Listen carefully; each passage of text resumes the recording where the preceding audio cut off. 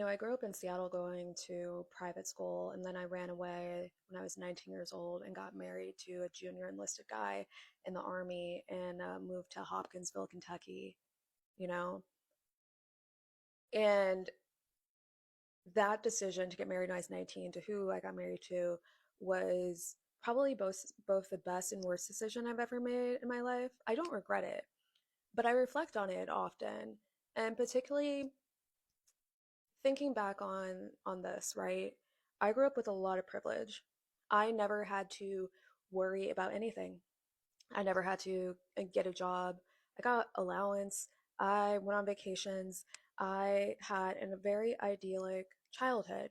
And even though my mom and dad raised me to be an empathetic person, raised me to understand my privilege, raised me to really understand that it's important to use what I have to help other people, I truly could not understand what it was like for people in poverty until I was in it. And that's not a fault of my parents, that's not like a fault of my character, right?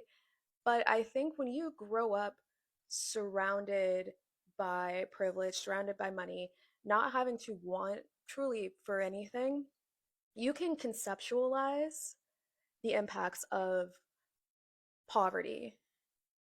You can conceptualize it and you can empathize with it.